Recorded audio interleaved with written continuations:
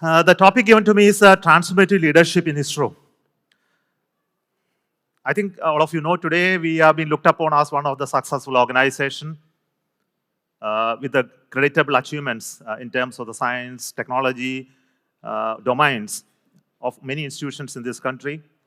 One of those leading institutions having achieved a very spectacular success in missions like the Chandrayaan-3, the one went and landed on the southern, near to the south pole of Moon, the Aditya L1 mission, the first of unique mission that went to the Lagrangian point L1.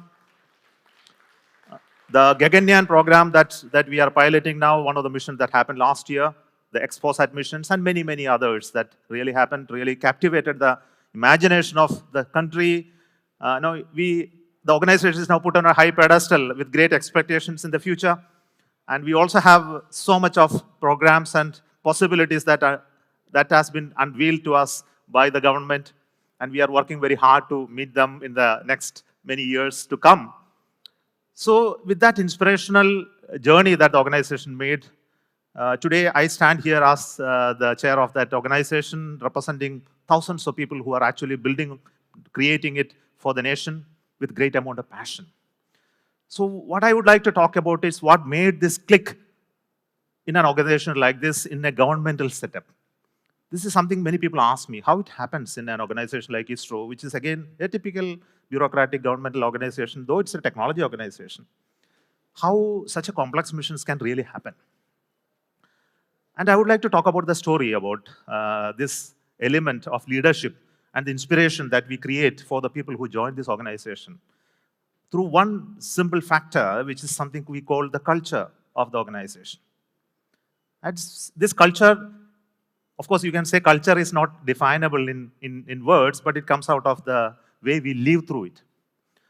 So when I talk about it, I should speak about a retirement function. Typically, when we have in organizations like this, we have centers, many centers across the places. I have been director to 2 of the centers. We conduct retirement functions for people. In a month, there will be some 20, 30 people retiring. So we all call them in a hall and talk about their experiences. Then they give a feedback, how they went through the life in their organization. There could be senior people like deputy directors. There could be also Safai Walas, technicians, all sitting in the same hall, talking about their journey through the organization last year. And the one unique thing that comes out of all of them is their gratitude and thankfulness for the organization. That the organization took care of them so much. And their life has changed after joining this organization. This is what all of them will say. And it's also the story of people who have retired from there. They never retire, actually. Those who retired from ISRO, they continue to be watching ISRO all throughout. And they send me messages. They send me greetings before every launch. Those who have worked with me in the past, my bosses, the technicians who worked with me, who have my number, they will WhatsApp me about before every launch, best wishes for the launch. And they watch it over the TV and always look at with great enthusiasm. Also tell me sometimes warning, don't do like this, you should not speak like this, or you should do this, that, and that. So they are connected with the organization in such a manner, you will wonder they are still part of the organization. People with 70, 80 years of age, they never retire from the attachment that they have to the organization. And this defines the culture, the passion that each one of us live through after we join this organization. In fact, many people come for watching launches. I think some of you had an opportunity to watch a launch happening at Sriharikota, very nearby.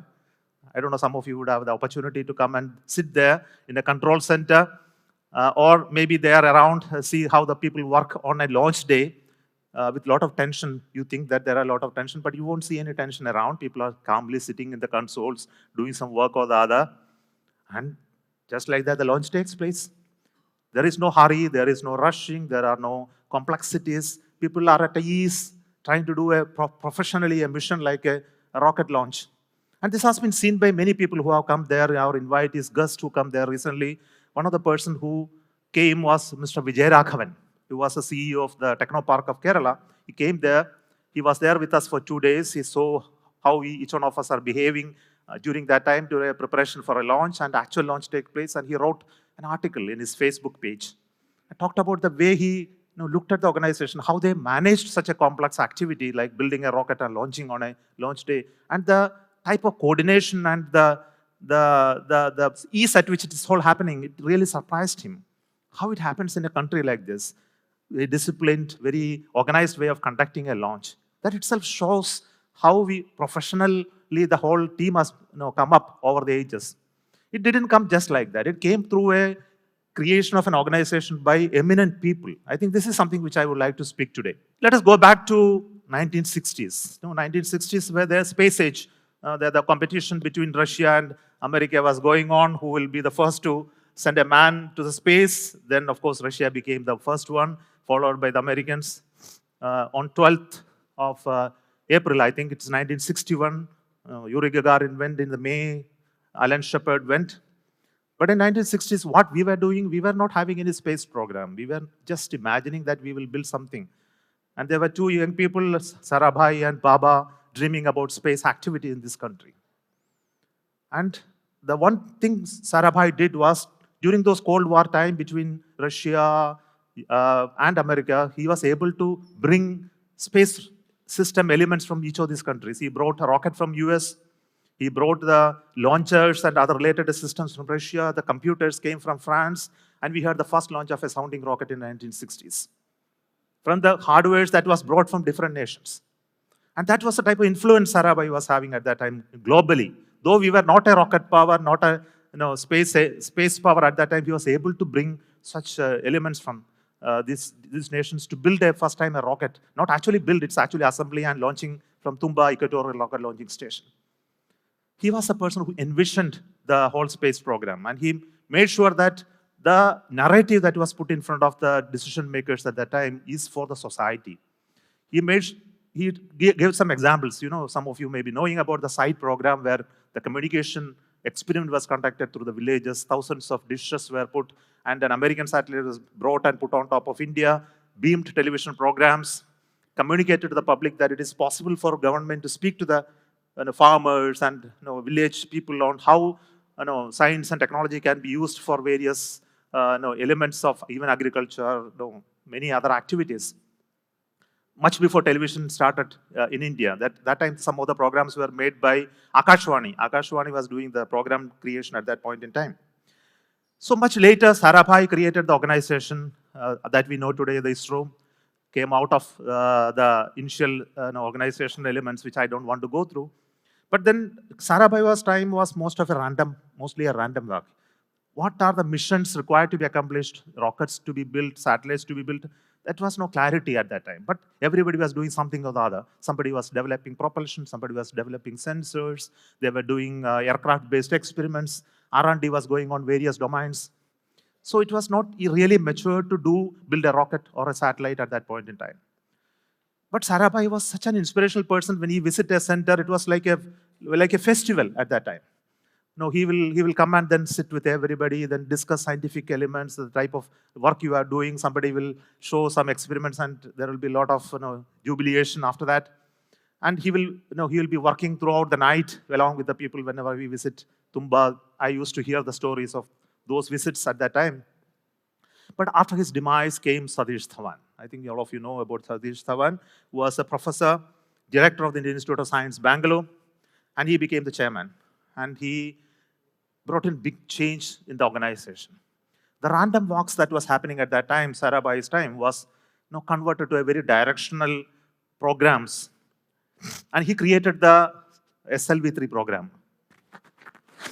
The SLV3 program was a game changer at that point in time. And he identified APJ Abdul Kalam as the project director.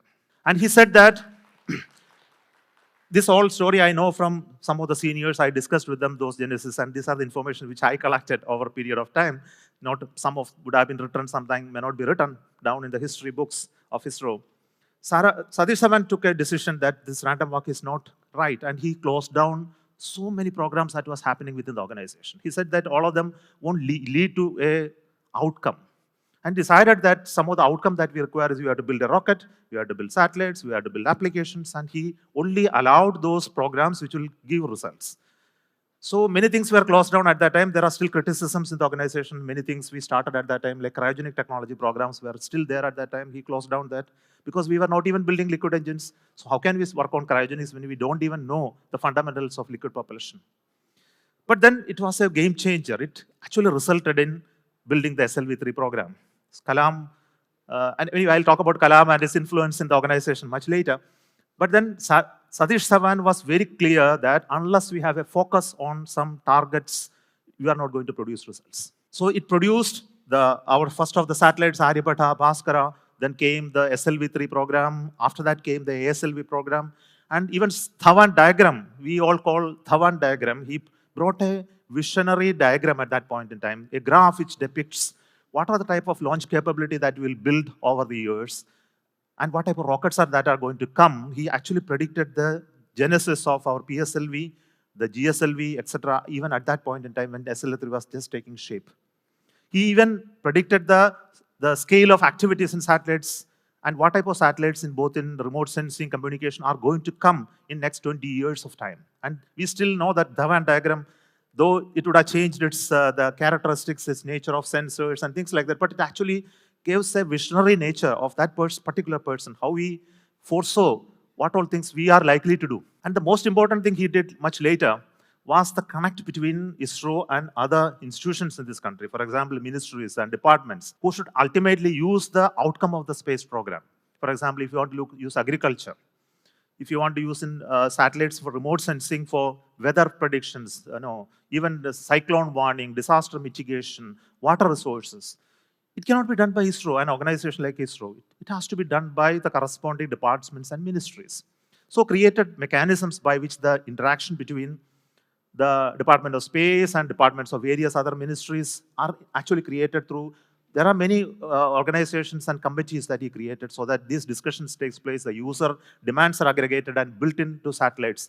And so we started the programs called INSATS program, which is still running, called Indian National Satellite Program. We are going to have a launch of the next INSAT 3DS this February 17th or so, something around that period of time.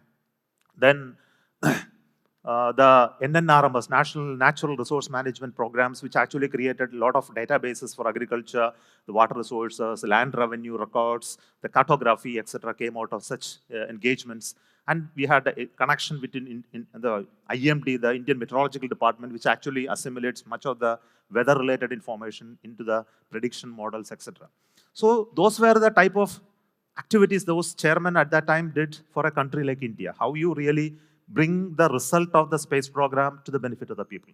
Of course, the much later chairman who contributed all this, we will discuss a little later. But then the influence of Kalam is something which I cannot miss at this point in time. What he did at that point in time was, the SLV3 was a 20 crore project, 20 crore. That was the total outlay for the program. You should imagine 20 crore was such a big number at that time. We are talking about 70s. And each one was, so I am in a project called Project of 20 crore. So today, 20 crore may be nothing. But then creating a project of SLV3 was a big challenge. You had to build rocket motor cases, propellants, plants had to be created, all those designs. People were not knowing how to build a rocket, how to design its hardwares, how to manufacture in this country. There were no companies who are capable of building, even hardwares for rockets.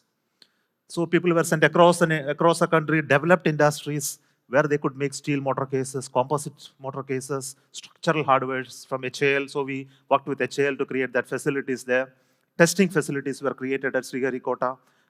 Then even many of those hardwares creation required so much of understanding and really wonderful to create leadership at that time. So each of the people in the team became later the leaders of that domain. Some of them who developed the solid motors became the leader, like Kurup, M.R. Kurup, who became one of the directors of Satish Dhawan Space Center, Dr. Gupta, who became the director of Vikram Sarabhai Space Center, who created the electronics and control system development program, Mr. Madhavan Nair, who became the chairman, who was the electronics engineer, who was developing some of the systems for the SLV3 at that time, Gavarikar, of course, the great chemical engineer, who became the director of Vikram Sarabhai Space Center, later secretary of DST, and many other leaders came out of that program when Kalam was there. But the Kalam's uniqueness was in identifying people and giving them the right type of job. I hear stories even, he will look at even the personalities. He will identify them, whether that fellow will go with the other person. He will also ensure that if there are two people from two different states, only will be put together. They will not even allow one team to have two people from the same state. Even the same language he won't allow. So he will make sure, even to that extent, he will look at them. Now, you can also tell, I'll also tell you a point that, see, when you make a design of anything, somebody has to review whether the design is right or wrong. And there were people at that time. Kalam was not the senior most in the organization at that time. When you speak that this design is done by one very senior person in the organization, he will tell him this must be reviewed. Then the senior person will tell, who else in this organization can review better than me? I have only designed. Nobody can review it. Nobody else can review it. But Kalam won't agree. Kalam will say that your design must be reviewed by somebody else. And the somebody else is not knowledgeable as much as the person who designed. It is somebody who is going to be external to the whole system should review it. And he enforced this so that design review culture came into the organization. That everything you do will be seen by others, peer level people, who will ask a lot of questions on your design, and it must be answered by you, even if you are the expert. And anybody can ask this question. And this culture still continues. There is nothing said, I am the expert, so my words are the final. It is not tolerated. The moment you start speaking like that, then you will be asking more and more questions to you. You will have to face more questions, and you will have to face more challenges. And this is one of the strengths that he created. Another method that he worked is called configuration control. Today, it's all well known how people manage configuration control. And he created a mechanism called configuration must be controlled. That means if you define something, it must be written down, it must be drawing made, and once you issue it, you cannot change it. If you want to change, you have to go through a process of changing. And this was not known even at that time, 70s. You're talking about 70s when engineering systems were just getting shape. Even drawing making standards were being evolved. Similarly, it's a culture of quality. That quality control and quality assurance processes he created. So many of those systems that we have today in terms of review processes, in quality control, configuration control came by the Kalam's vision at that point in time. And even many technologies, like in composite technologies, pressure vessels by fiber winding, etc., they were one of his core competencies. But the biggest competency that he had is with the people.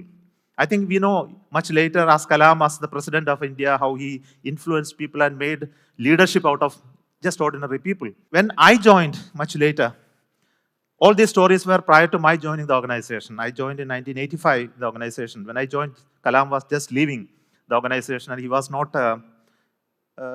he was moving to the DRDO system at that point. But the SLV3 project was shelved because it was closed. Then ASLV project was happening, and the Augmented Satellite Launch Vehicle program was just had their first launch. It failed, and the second launch was going to fail. But that was the time I was going to join the organization. Just after my joining, that second launch took place. That also failed. So I joined in a time where the ISRO is not being looked up, with great enthusiasm. So when we stand in the queue for boarding the buses in Trivandrum, we are very disciplined people in organization. When a bus comes, we all stand like a queue and enter the door as a queue. Have you ever seen a transport bus? You will enter as a queue in the bus. You will rush and then get in. But this was the way. So everybody looks very curiously at us. We always stand in a queue and enter the bus. But then, after the second launch of ASLV and the failure, people were howling at us. And these people launching rocket always see launch vehicle they are launching. So that was a type of criticism and comments that we were hearing at that time. So that was not a very enthusiastic time we joined ISRO. But I was in PSLV project, but not in the ASLV project. ASLV's third flight was going to happen a little later, but that's going to be successful. But we were in PSLV project. But the fortune I had was that all those people in SLV3 program came to the PSLV program.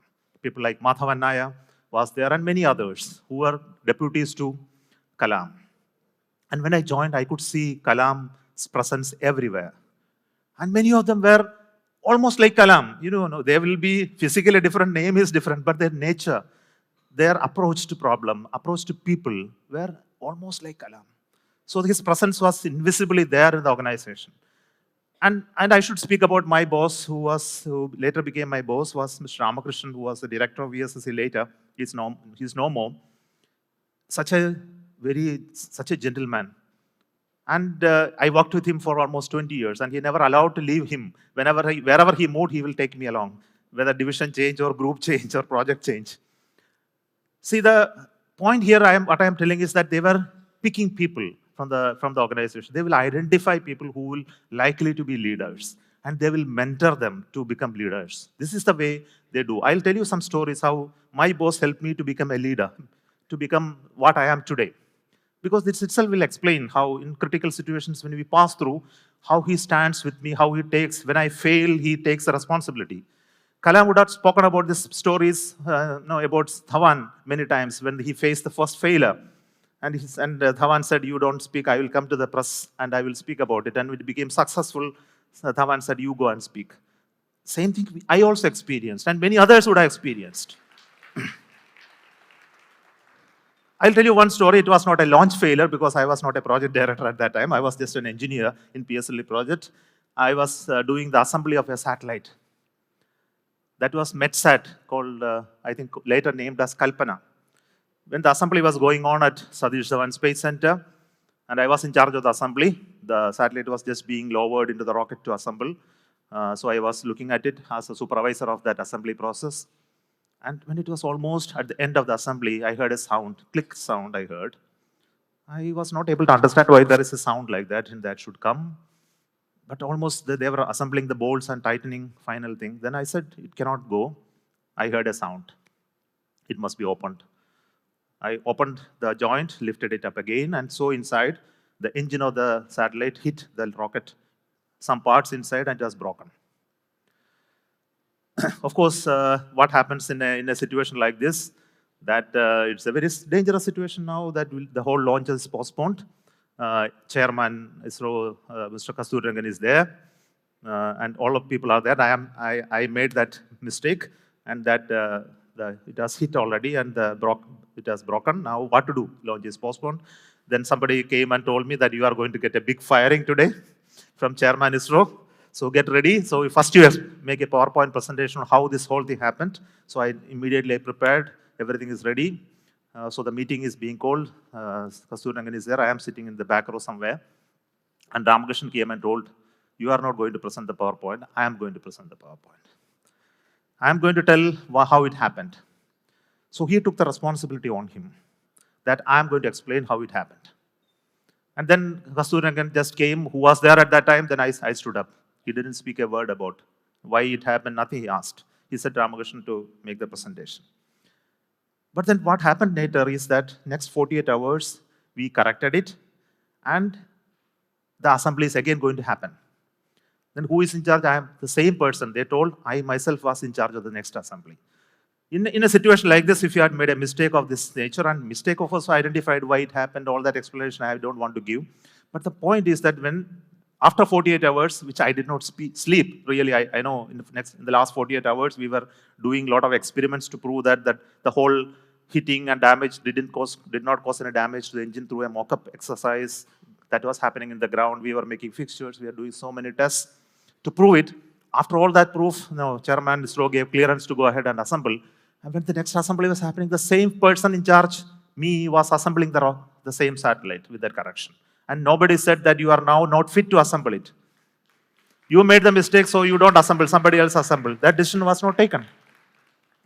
So that is the beauty of it, that those whom you are likely to make mistakes and errors when you are in charge of many things, but then the whole system looks at, it's not one person's mistake. If you really look at it, you can see a chain of events that led to that particular thing.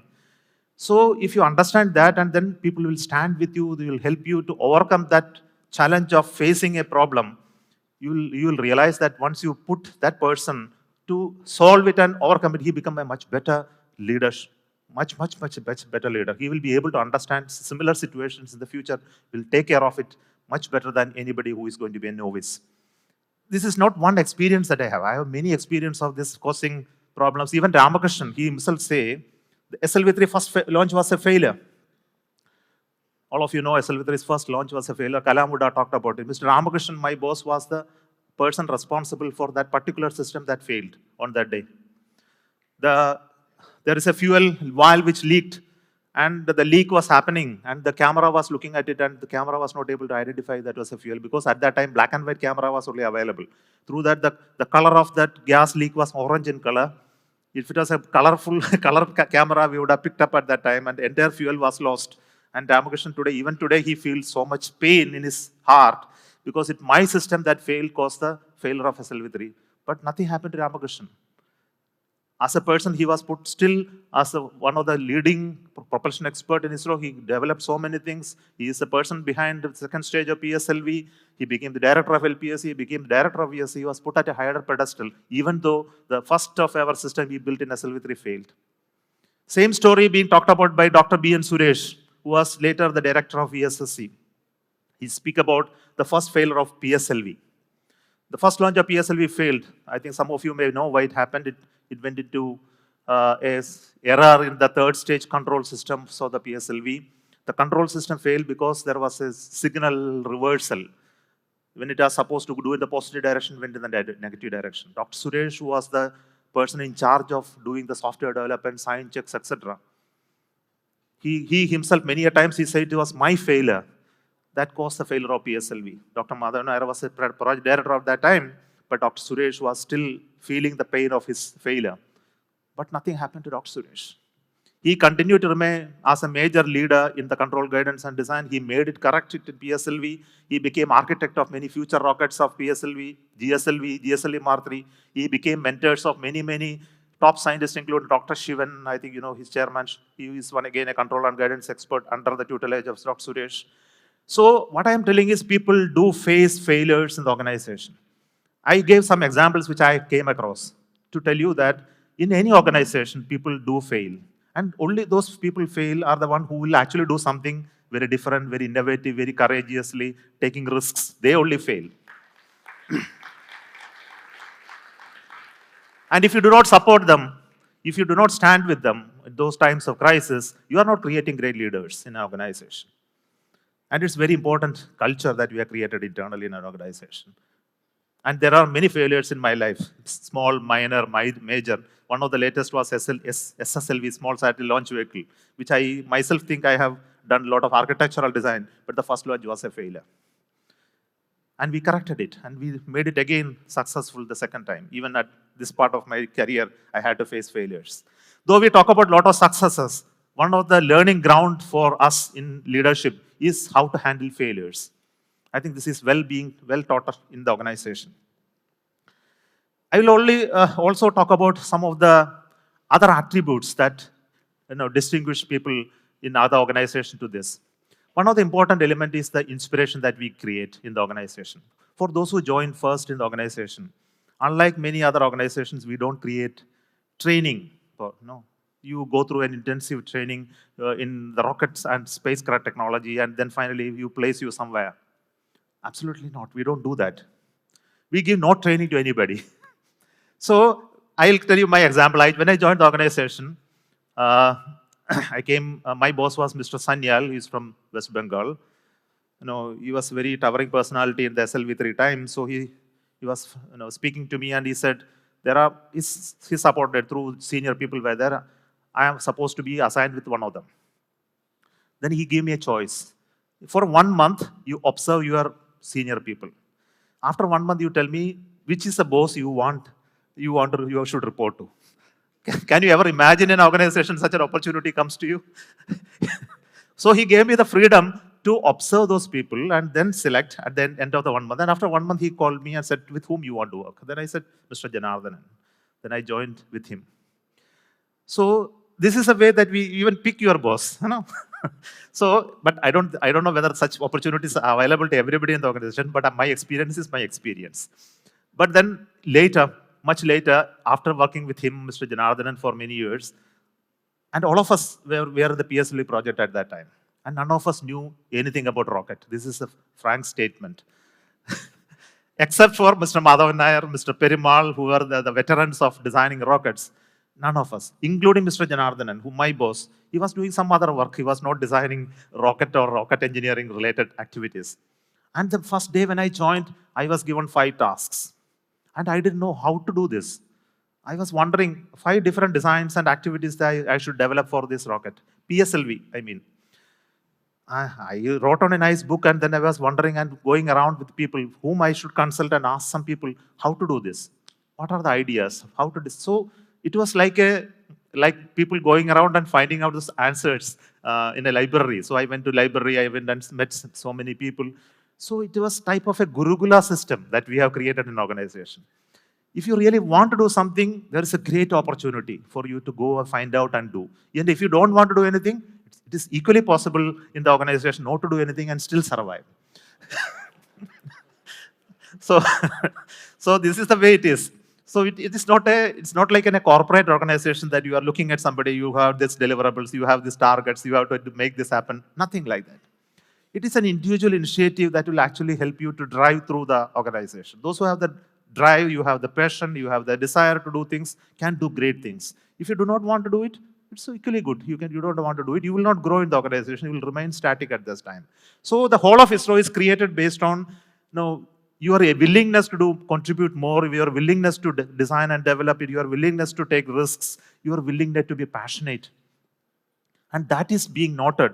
And pick people to put at the right responsibility. So it's not a time-based promotion or a career, like such merit-based. It's actually a merit-based.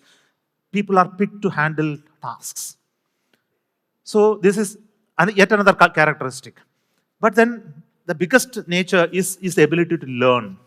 Again, I said that there you are not given opportunity to go to training programs or anything like that. But then how do we really learn rocket? I joined as a mechanical engineer.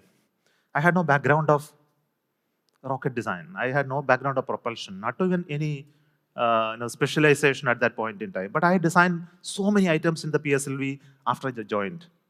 This all came from interaction.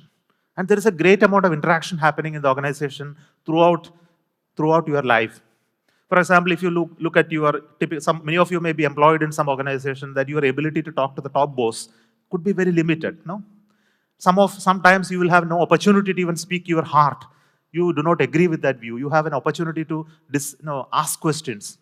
But this is not the case in our organization. We conduct meetings. There are different layers of meetings. The way in which things are done is through meeting process. So you conduct many different meetings. Sometimes there will be some meeting called a very pure technical review meeting. Sometimes it's a technical come managerial review. There will be some pure managerial review. Sometimes it's a status review. In all such meetings, we will discuss various topics. One classic meeting every week it has to happen. Every Monday afternoon, 2 o'clock, there should be a meeting called project management meeting, in which all the project teams should be present. Each one should speak about the progress that you have made. And sometimes there will be some discussion taking place and everybody is free to ask questions and you are supposed to answer. There is no senior, junior level at all. In fact, the organization is actually very flat in terms of hierarchy. Though I may be the chairman of an organization, I encourage youngsters to question me. This is one big characteristic that we have created within the organization to allow youngsters to feel important. Of course, all your questions will be answered. Doesn't mean that their view will be immediately taken. Of course, you should understand that the experience do count and many decisions need to be taken at some level. But there will be a discussion on the question. Sometimes you will find that great ideas come out of these discussions. I can tell you one example. When the launch of the PSLV was taking place, we launched 104 satellites in one go. That was a record we created. And we didn't know at that initially when 104 satellites were to be put, how to separate them without giving collision between different satellites. When you separate satellites, each one go in different directions in space, and they move in such a manner that there will be a small velocity difference. They will slowly diverge, and maybe at some point in time, after one orbit, they will come back and collide with each other. So you have to create such a separation sequence in such a manner that they will never collide, at least for some 10, 20 orbits. Then we can expect that we will continue to diverge and won't collide each other. And many simulations were done. And nobody was able to find out the right type of solutions. In one meeting, it was being discussed. Then one young engineer told that if you give a little bit of spin while we are doing this separation, it will add a little component in the other direction and it will separate out. It was a beautiful idea. It came out of a youngster who had no experience of it. And somebody who is very well experienced on it will capture this idea. Because of such openness, you will actually be able to pick new ideas and then create into an experienced person's idea and then create into the engineering. This is one quality that we have created in the organization to allow new ideas to come in. Recently, we are designing the new rocket. I applied the same principle on when we want to develop a new generation launch vehicle. The new rocket which we are going to develop, It's actually being done by youngsters who have just 10 years of experience. I told them that you must learn this new area and then come out with an architecture of the rocket, how it should look like. And when they did the initial design, there was a lot of flaws. They were not able to understand the fundamentals, the principles, etc. But they were so enthusiastic to design the first time a rocket. Just imagine a 10-year a service person designing a new rocket. They will be thrilled. If you can create the thrill and within a youngster, they will love the job. See, the only power that you can give to a youngster when they join any such organization to inspire is to give them challenges continuously. This is Mr. Ramakrishnan told me that the people here are so capable that when I was a young engineer, I had 10 people with me to assign. I was one of the one with the largest number of contingent of people at that time. He said that the only technique that you have to apply to people to extract the best out of them is to load them 200% of their abilities that you think. Continue to load them. So they should not feel that they are being loaded. So the technique is that you will continue to give them the tasks, not tasks. You are continue to give them responsibilities, not work. So there is a difference between these two. So this is actually being done by Mr. Ramakrishnan on me, and I did it on my own people who are working with me. So the freedom to take decisions on your own. This is the first fundamental thing. If for everything I had to go and ask my boss whether shall I go do this. And the type of freedom I enjoyed when I was in PSLV to make decisions, to changes, even very senior people would be allowed only to take was allowed that I should do this and that. It gives me such a powerful feeling. The power for anybody in an organization is the ability to take decisions. And when you allow youngsters, new people to take those decisions and show that I have confidence in you to do that, they will perform far greater than that you ever imagine. Of course, they may have some deficiency in terms of experience that you can compensate. But this is very, very powerful tool. Second, of course, is the tool that you don't allow them to think anything else by ensuring that you have big list of pending activities all the time. So this is always a technique that Ramakrishnan played on me to make sure. In fact, I was writing my civil service examination. I still remember. After joining ISRO, there was ASLV time frame. There was not I told them the whole organization was in a difficult situation. Many people were writing civil service. Some of my batchmates were also writing civil service. I wrote my prelims. I go through and I was about to write my mains. Somehow Ramakrishnan came to know about it. Next day onwards, he will apply tricks on me. So why you want to join the civil service? What you are going to become? You will become a PA assistant to one minister. Today, you look at this organization, what all things we are doing, technology, whatever you studied, you are able to do it here. Why you want to do something else like that? You will go on pestering. And then whenever I ask for my leave for some studying that paper examination, he will make sure that I will never be able to take leave. Because he will ensure that there is some task or the other, I have to go somewhere or something else. So he will not tell that I will not give leave, he will never tell. He will only ensure that I have some responsibility and task to be delivered.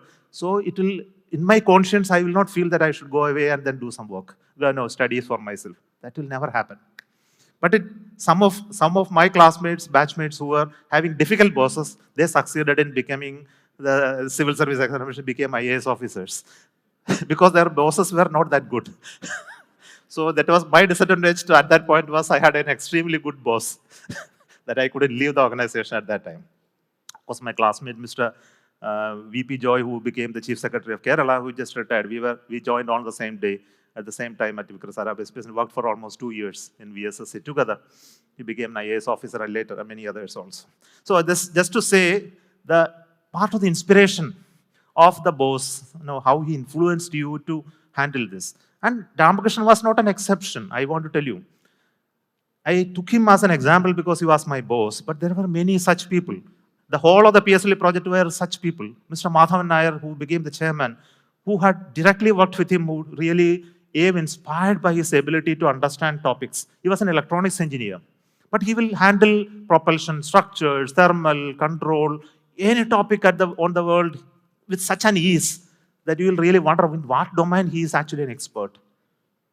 And this is one quality that people develop in the organization. Multidisciplinary nature of the work is well understood. So we say people should become T-type, T-type people. We say you must be an expert in some domain with a deep understanding of that domain. But equally important is to understand other domains.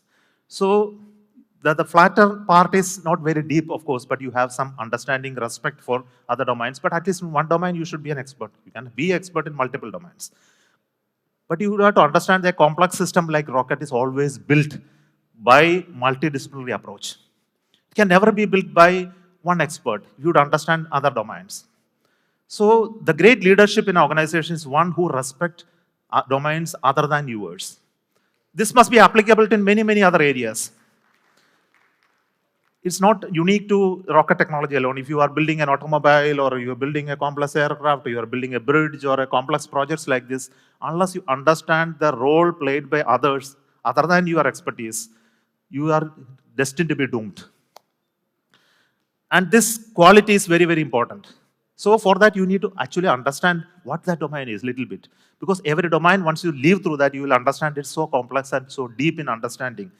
Many people feel that the other domains are silly, and mine is the only best, the worst, the best of the domains, especially in engineering. This issue is very much there.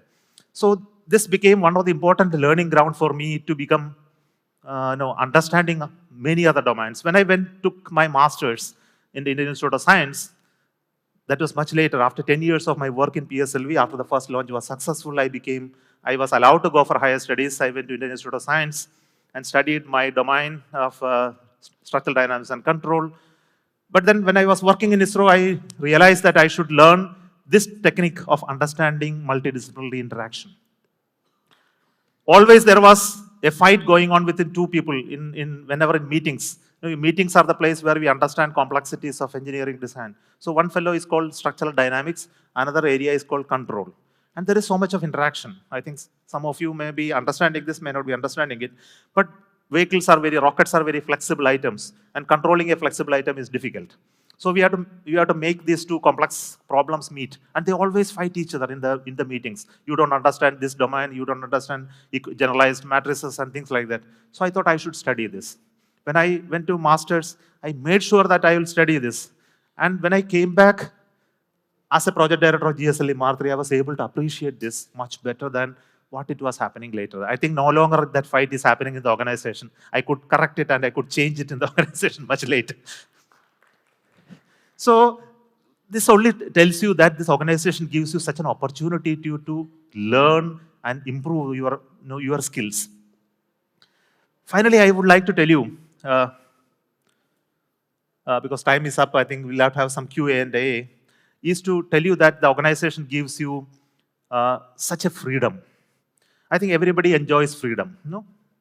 For example, you would like to come a little late, office. you want to do something little more passion that you have, passions that you have other than engineering. You would like to do a little bit music, a little bit art, or do some activities which are not directly connected with yours. Many a times an organization don't really encourage. And we also don't encourage to a large extent, because many a times this can create you diversions, things like that. But generally, in any organization, that is very important that you allow certain amount of diversions, because a creative person in an organization is actually multifaceted. Creativity is not limited to engineering alone. Creativity is in various domains: ability to write good articles, ability to work in music, art, etc. And many people which I see in the organization who have great talents in engineering also has equally good talent in other domains.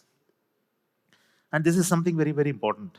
And this I am speaking as a general topic, that anywhere you really want to excel and create great leadership, you must allow them to work in other domains as well. Other skills. Communication is very, very important. For example, in the communication, we normally say that many people with great skills and engineering capabilities actually fail miserably because they are not able to communicate. If you have a great idea and nobody is listening to you, what you can do? You cannot do anything. You cannot make any change in the system. if you have a great idea, if you cannot put it in front of some people and then make them understand and then make it everybody's idea, then only things are going to become, make it happen, really.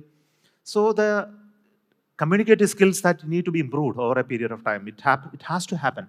So in an organization, we look at people, how you really talk about topics of which are unconnected. Recently, we conducted a workshop for future leaders. We picked 150 people from the VA organization. We conducted an in-house training program for senior level people of 150. Some of them will become chairman. Maybe later, some of them will become center directors. Each of them gave topic which is not their topic, not their domain of expertise. They were asked, in few days, you should prepare, understudy, and give a presentation on the topic, your understanding of that domain. And many people miserably fail. In 2 days, if you are not able to understand another domain and give a talk on that topic very clearly, or which in that level, not just a student talk, but on level or a visionary talk, and what you should do, a long-term vision for organization, how it will be applied, and etc. If you are not able to conceive and present, you are not fit for the job. Otherwise, you should understand how to improve your skill. So we make an assessment. We put our seniors, including former chairman, to watch them, how they conduct themselves in understanding such topics and how they deliver this talk. We conducted a workshop and told them how you should improve overall. Of course, there were excellent people who are able to understand that essence of that question and then present before the community so that people take that as a topic. I'll give you one example. One of such session was going on. And there was an excellent presentation on Artemis Accord. Some of you be knowing Artemis Accord. This is the new accord that United States have issued recently on exploration of moon. And they wanted to look at how Artemis Accord is going to be important for India. It's a policy issue. Whether India should be a signatory to Artemis Accord or we should not be a signatory to Artemis Accord. This was a question posed in front of those people. And the person who was going to present was a person who is actually designing control and guidance for the rocket. You can understand. A person of that domain expertise is looking at a policy issue which is important for the country. And he made such an excellent presentation, looked at the whole of the Artemis Accord, the genesis of the whole of the Artemis Accord, why globally, politically, this Artemis Accord is coming up because of the weakening of the United Nations system, and how the moon exploration slowly becoming a very important topic for power equations in the country between US and China, and what place India should take in such Artemis Accord signatory, whether right thing for India to do or not right thing for India to do, this debate. And I was there, sitting there and listening to this talk. At the end of the talk, I understood that it is important for India to sign this Artemis Accord. And I could influence the government and make it agree, and we have now signed it. Just imagine. Yes, a training program for seniors and a person unconnected with that came out with the right type of answers for India to make a policy decision on it, and we could change it. And this is the type of influence that even people with no connection to the topic of policy can really make it. And this is an empowerment. I told that person, because of your presentation, I was convinced, and I took that policy to the government and I could change that policy. And this is the influence that you are able to make. And this similar thing can be done by anybody in the organization to change your destiny. And this is a powerful thing, really. When you see that powerful capability that you can decide what type of missions that you should do, whether you should go to Venus or Mars, whether you should build a space station, what type of human space flight program that you must have, what type of missions that you should conduct in the future, and what unique approaches that you can take for missions like Chandrayaan 4, 5, or even human space flight you can do. You have the power to change the destiny. And this is the freedom that we are going to every individual in the organization. And such capabilities allow everybody to think freely and come out with ideas. And these ideas are being listened by the management. And that will become the policy or a work plan of the organization. And this gives every individual scientist, worker, such a powerful feeling internally. Not the success that we have alone, but the power to make your own decisions and destiny is the power that everybody enjoys. And with this, let me conclude. The leadership is not about some individuals, but it's about the ability to transform people who are with you. We always talk about teams, not about one person. And the spirit of the team is the one drives the organization. Always the credit also goes to them. And this feeling makes everybody fulfilled in their heart for whatever small things that they contribute. And this becomes an integral part of the success story that we have. Because of that feeling, if you are able to continue and sustain for long years, I think our leadership roles will be well defined and well, sustaining one, creating better leaders for the future. Thank you so much. I really like the speech. Two things, whatever we rely on the WhatsApp forwards. I completely agree with you on the foundational things like your previous leaders and all those people. We also saw something like ladies in saris and the contribution of College of Engineering Gindi, Trivandrum, sorry. These two, do you think these are also the factors that were helpful in the evolution of ISRO from a good to a great company? I know I don't agree with such very limited visions, narrow vision. Okay. Thank you, sir. How do you? No, organization is much bigger. There are only hundreds of people from one college, but we are 17,000 strong. How do you protect the knowledge that you have in ISRO? Yeah, protecting knowledge in the organization is a very key issue. I think this is something very, very important because knowledge is not written down in books. This is one big challenge which I am facing even now because of the retirement. People, with the time, much of the knowledge which is accrued over a period of time, 30, 40 years, it's not actually documented. Much of the knowledge and skill is actually in the brains of the people who are there. If you really see a design, they know what is wrong with it and how to correct it. And this comes out of experience of various exposures that you have. And it is not written down. This creates a big issue. How to document many years of experience into some way. We call it, now we started some program called Human Library. You go and speak about some of the experience. It is recorded and kept in our library. Some process have started. People who are retiring, we ask them to write down some of the articles of their experience, etc. But that doesn't help in some way. But the only way is to attach people with those experts for long periods of time. We call Guru Shishya type of tradition. Many a time the skill comes by the association. You have to be with a boss for some time, 10 years, 20 years. Then only you learn how he handled those problems and issues while it was presented in front of them. It cannot be learned in textbook. Many of them cannot be learned because the failures that we faced were very unique, not written down in any books. And how we corrected them are also noted. For example, with electrical system, when you do testing, you face hundreds of problems. And if you are reinventing wheels, I think you are not going to make any progress. Anyway, this is a big challenge. I don't have a rightful answer at this time. Hello, sir. Thank you for your talk once again. I'm Niha, and my question to you is, as an organization, when we fail, we have a vision in mind, but then we don't change the vision, but then we change the approach towards the problem. In life, we say that failure is easy, failure is a stepping stone to success, and even in your talk, I did listen to it that even when we fail, we are given the pedestal to do things differently, and we have succeeded in that. But then, is there a scientific approach to it, or do we just sleep over failure and get up another day with a fresh mind that, yes, we'll do it today? Or is there a proper scientific approach to where in your organization, how you approach failure? That is one. No, I didn't speak about that part of it because that is the technical way of handling failures. So if there is a failure, it's a technical issue. That means you have a process of analyzing a failure. For example, Chandrayaan-2 failed to land softly on the moon. It's a observation. Now, what led to that is scientifically analyzed. We create fishbone diagrams, we look at scenario creation, we do simulations, and then we arrive at those scenarios. Of course, after the failure, I was not able to bring it back from moon. Like a crash site, I cannot recover. We had to only mathematically create that possibility, what went wrong. And through the process, we identified what went wrong. It is possible to do. So there is something called systematic failure analysis process. For any failures, even in sea on ground, we conduct systematic failure analysis process and arrive at a scientific outcome of the failure analysis and what corrective actions are required. That is different. I am only talking about the human side, managerial side of the failure. I didn't speak about the technical side of it. Thank you, sir. I understand the RCA, but as you said, when you start a process like conceiving a child and then you have this hope of the child being healthy, it's similar to a project. You start it and you have the hope that we'll have a successful outcome. But then in this space, is it only faith that drives you through, or again, what's the mindset in there?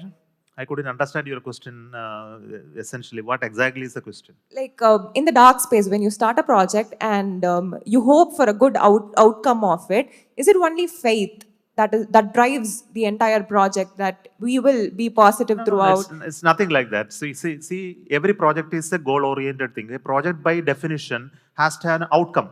That's called a project. See, Sir. you know, project management, when you study, you will understand that. So that means the project is well defined. This outcome has to come with this money, with this time, with this schedule, and that is called a project. And it's time bound. So it is not faith or anything that matters. It's an engineering problem. So there is a solution visible. Of course, there will be some challenges in research, development, new things have to be done to lead it. And with great expectation of ability to create all of them, only a project is made. So project is something which is non-existent, need to be created over a period of time with certain amount of money and time. Sir, excuse me, sir. I- Sir, excuse me, sir. Yes. Sir, it's an honor. Sir, it's Only an with the, yes. It's an honor to be a part of this session, sir. Sir, you will be remembered as one of the most eminent personality of Indian space program, sir. As someone that is as era of ISRO before you and era of ISRO after you, sir. So the point is that we know your techno-managerial capabilities. As we understand, sir, organization Can is... you come to the question? Okay. Sir, we understand this that because we know your techno-managerial... No, that aspect is not important. Sir, the thing is that, sir, because of the privatization policy, that is, incubation startup cells has been mushrooming like anything, sir. And parallelly, many challenging scientific and technical missions are running. And Human Spaceflight Program, which is a nation's prestigious project, is also running parallelly, sir. In the crux of this, it's very fascinating to know how do you take the best decisions in order to move the organization in a very progressive manner, sir. See, I don't take all decisions. I allow decisions to be taken by people who are empowered to take decisions. See, the whole issue is, the first thing you should ask yourself, this decision is to be taken by you or it can be taken by somebody else. If that can be taken by somebody else, then I don't take the decision. Okay. You understand? Okay. So Okay. the one who is going to take that decision should ask anybody else should take the decision. So if you take all centered upon one person, we are not going to run the organization. Organization is run on a disciplinary approach of distributed decision making. And that is makes it successful, and it's make it possible to take hundreds of decisions in a given time. Otherwise, it is not possible.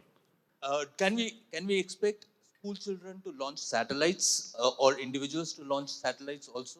Would that be possible? It's already happening. It's already happening, but it is not known to our... No, We do there are only school children built satellites we are launched. Many things we are launched. Not just school children, individuals. How do we actually go about the Anybody process? can launch a satellite.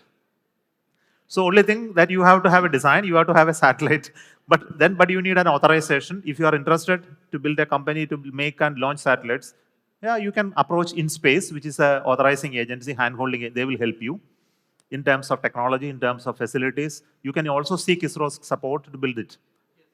Yeah, it's possible today. You just go to InSpace, INSPAC site, website, you can register, then rest will be done. Okay? Good evening, sir. My name is Aprameya and I am a school student. I have a question. Is there enough exposure in ISRO for school students? If you come to ISRO, you can experience it. So you are welcome. There are many ways to come there. Thank you, sir. You can come during our Space Week celebration. You can come for an exhibition play that's happening in ISRO, many centers. You are from Chennai, you can go to Satish Dhawan Space Center. If you come to Trivandrum, you can say Vikram Sarabhai Space Center. There are permanent exhibitions for school children. Or you want to have an interaction, better time is during October when you have the Space Week celebration. There will be a lot of activities coming. And there are many programs that we conduct for school children, especially selected children. Otherwise, we can't reach it to everybody, but you can reach to some certain segment of the society.